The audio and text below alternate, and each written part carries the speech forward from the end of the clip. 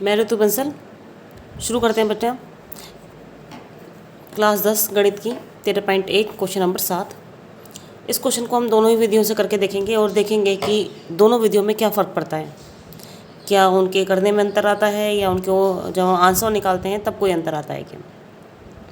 Question दे रखा है हमें, ये क्वेश्चन नंबर 7 है। ये क्या दे रखा है कि हमें SO2 की सांद्रता दे रखी है इस तरह से, और XI हमें दे रखा है, साथ में हमें बारंबारता दे रखी है, और FIDI मतलब कि मैंने टेबल बना ली है कि हमें कल्पित माध्यम में क्या क्या चाहिए। 5 हमें कॉलम चाहिए थे, 1 2 3 4 5।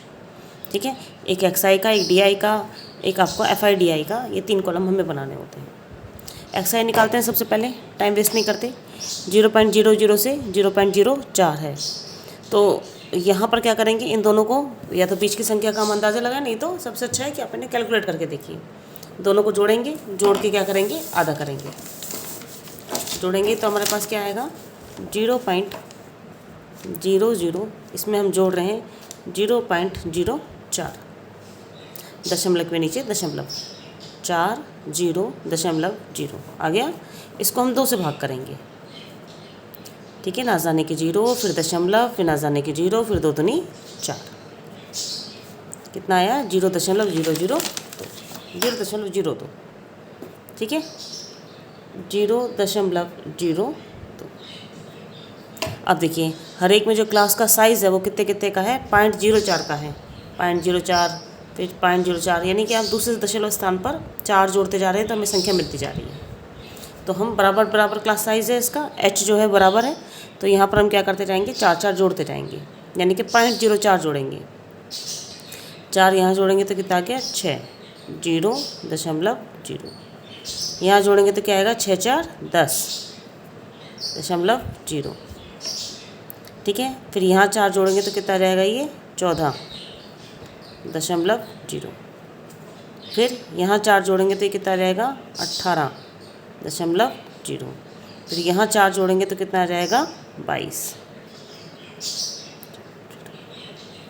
अब आप देखो कि ये जो संख्याएं हैं, हालांकि इतनी बड़ी भी नहीं है कि हम इस पर काम नहीं कर सकें, लेकिन हमारे पास ऑप्शन है कि हम दशमलव में भी इतनी बड़े पे क्यों काम करें, हम DI पे काम करते हैं। किसी एक को हम क्या मान लेते हैं, कल्पित माध्यम मान लेते हैं, किसी को भी मान सकते हैं। अभी क्योंकि 6 संख्याएं हैं, 1 2 3 4 5 6 हैं हमारे पास में, 6 क्लासेस हैं, तो इनमें से हम किसी को मान सकते हैं, तीसरी को, चौथी को। चलिए हम ऐसा करते हैं, हम तीसरी को मान लेते हैं।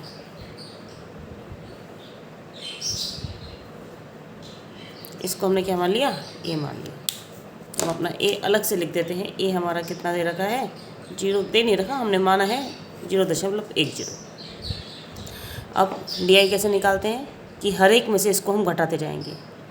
ऊपर की संख्याएं छोटी हैं, छोटी संख्या में से बड़ी संख्या घटाएंगे, छोटी संख्या में से बड़ी संख्या घटाएंगे, तो हमारे पास क्या आ जाएगा, माइनस की संख्या बचेगी। -10 में से 2 गया 8, 0.08। 10 में से 6 गया 4, 0.04। A में से जाएगा 0। फिर 14 में से 10 गए 4, लेकिन किसका, अब ये संख्याएं बड़ी हैं तो प्लस की संख्या आएंगी, लिखने की जरूरत नहीं है प्लस को। 0.4, 0.08, 0.1। आ गया। अगर आप देखो तो क्या है कि क्वेश्चन में यहाँ पर भी दशमलव आ रहा है DI में हमारे पास में। इस DI में दशमलव से छुटकारा पाने के लिए हम UI वाला मेथड यानी कि पग विचलन विधि का इस्तेमाल कर सकते हैं, लेकिन फिर भी हम इस क्वेश्चन को कल्पित माध्य विधि से करेंगे, क्योंकि अगर प्रश्न आपके पास कल्पित माध्य विधि से ही प्रश्न पे एग्जाम में आ जाता है तो आप इसे कैसे करेंगे।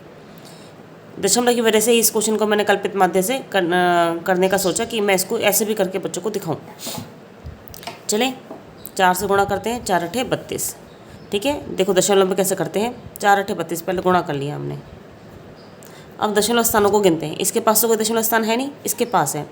पीछे से गिनना शुरू करेंगे, 1 2, यहाँ गिनेंगे 1 2 और 2 के बाद दशमलव लगा दिया। आगे कोई संख्या इसमें नहीं बची है तो क्या लगा देंगे, 0। ऐसे ही 4 नियम 36, 1 2 पीछे से गिन के लगाएंगे, यहाँ पर आ जाएगा। फिर 9 से 0 को गुणा करेंगे 0। ये दोनों संख्याएं किसकी हमारी माइनस की। अब 2 चौक 8, 8 लिखेंगे। अब वही दशमलव गिनेंगे 1 2 1 कम पड़ रही है तो 0 लगा के हमने पूर्ति करेंगे और आगे आ गया 0। 8 चौक 32, 12 दूनी 24।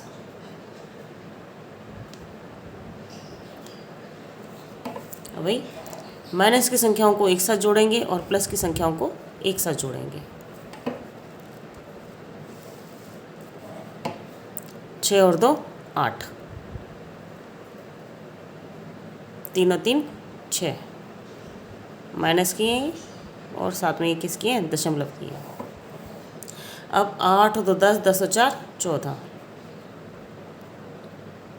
हासिल का 1, 3 तो 5 और 1 6, दशमलव 0।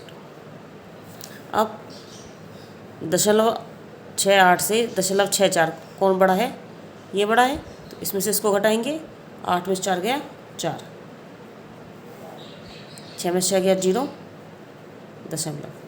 संख्या किसकी बढ़ी है, ये बढ़ी है, माइनस की संख्या बढ़ी है तो माइनस का निशान। ठीक है।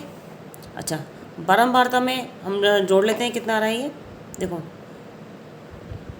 2 4 6, 6 और 2 8 है ना। 8 8 और 4 12, 12 में 9 जोड़ेंगे आया 21, 21 और 9 30। तो बच्चों ये क्या है हमारा सिग्मा FI, और ये क्या है हमारा सिग्मा FI DI,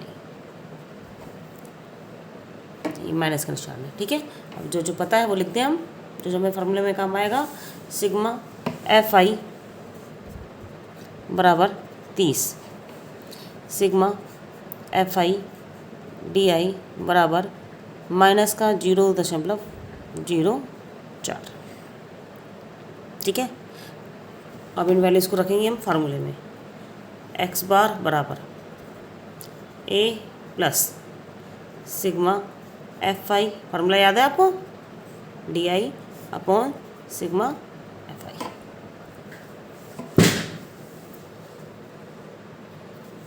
ए कितना दे रखा है हमें 0.10 प्लस सिग्मा FI DI की वैल्यू कितनी है माइनस, ब्रैकेट में ले लेंगे सही, 0.04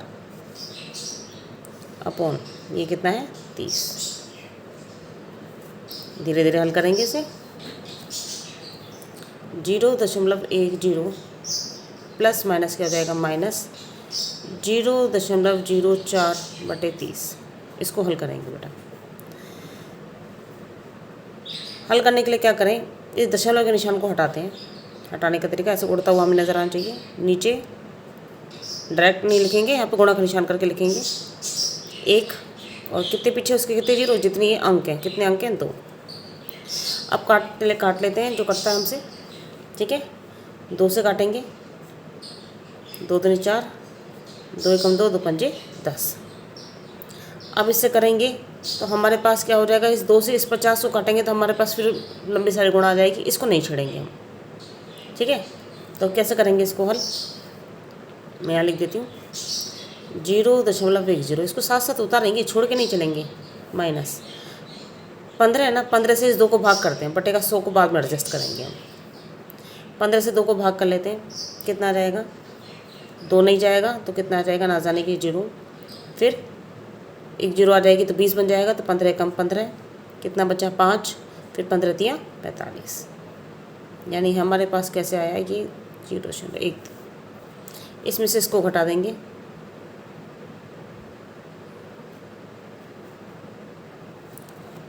कैसे घटाएंगे,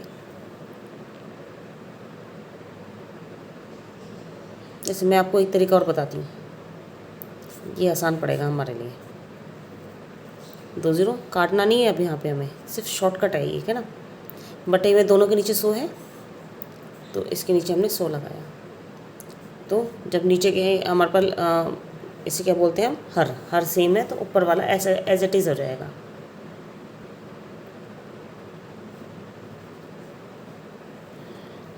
अब 10 में से 0.13 को हम घटा लेते हैं, कितना रहेगा देखो,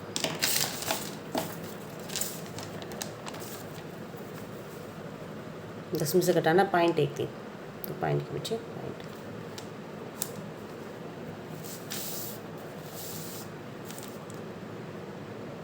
दस में से 3 गए 7, 9, 9 में से 1 गया 8, दशमलव, यहाँ कितना बचा 9, ठीक है, तो यह आएगा 9.87 बटेगा 100। अब इसको भी एडजस्ट करेंगे हम,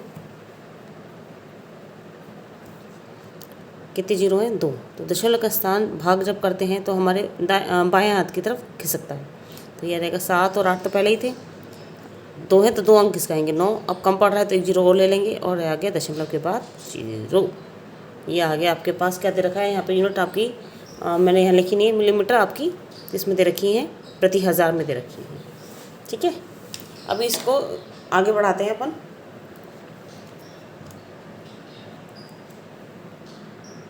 ये क्या लिखा रहा था आपका, भाग प्रति मिलियन, यहाँ था भाग प्रति मिलियन,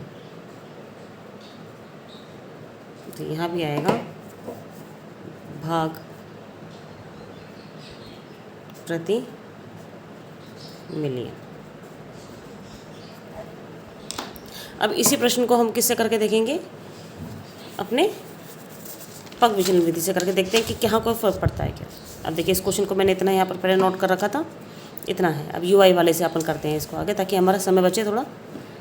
अगर हम अब यहाँ पर है, हमारे पास एच कितना निकला हुआ था, हमने यहाँ पे नोट करा था, एच कितना था हमारा, कितना 0.04, जो इनके बीच में कॉमन डिफरेंस था। अब मैं इसे इसको भाग करना शुरू करती हूँ, ठीक है। भाग करना शुरू करूँगी तो 4 से भाग करेंगे, देखो भाग से करेंगे ना, मैं आपको बताती हूँ। 0.08 है, इसको हम भाग कर रहे हैं 0.04 से, तो दशमलव दो स्थान बराबर बराबर स्थान है, तो दशमलव से दशमलव गया, 4 एकम 4, 4 दूनी 8, तो कितना आ रहा है 2, ठीक है। बराबर स्थान पे होता है दशमलव कट जाता है, तो ये आएगा 4 दूनी 8, 4 एकम 4, लेकिन निशान किसका, माइनस का, 0, 4 एकम 4, 4 दूनी 8, 4 दिया। अब देखिए कितना आसान हो गया हमारे पास, दशमलव का झंझट ही खत्म। अब 4 दूनी 8, 9 एकम 9, 0, 2 एकम 2, 4 दूनी 8, 3 दूनी 6, इन दोनों को एक साथ जोड़ेंगे, 8 और 9 17, इन तीनों को एक साथ जोड़ेंगे, 8 और 14, 14 और 2 16, 17 में से 16 गए, कितना आएगा ये हमारे पास 1, वो भी किसका, माइनस का। इनको जोड़ेंगे तो ये हमने जोड़ रखा था, ये कितना आया हुआ था हमारा 30,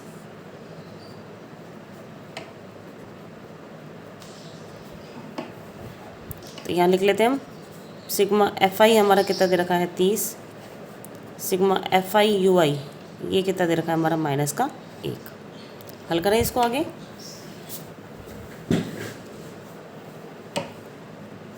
x bar equals to A plus sigma F I U I बटे sigma F I multiply by H. याद करने का तरीका मैंने आपको पिछली वीडियो में बताया था। आगे चलेंगे, ए की वैल्यू कितनी दे रखी है 0.10, इसकी वैल्यू माइनस का 1, इसकी वैल्यू यहाँ बटे में कितनी है 30, गुणा में कितना आ जाएगा 0.04।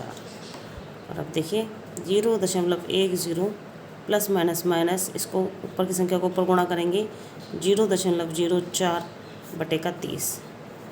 और आप देखिए ये दोनों कैलकुलेशन बिल्कुल सेम आ गई या नहीं आ गई, आ गई ना। यानी यहाँ पे जो हम थोड़ा सा गुणा वगैरह कर रहे थे इस समय, ये टाइम हमारे पास बच गया, और अंत में हमें ज़्यादातर केसेस में वही हमें जो गुणा वगैरह होती है वो लास्ट में वही मिल जाती है हमारे पास, ठीक है। तो अब हमारे पास सीधा मैं इसका आंसर लिख देती हूँ, कितना रहा था 0.0987 भाग प्रति मिलियन।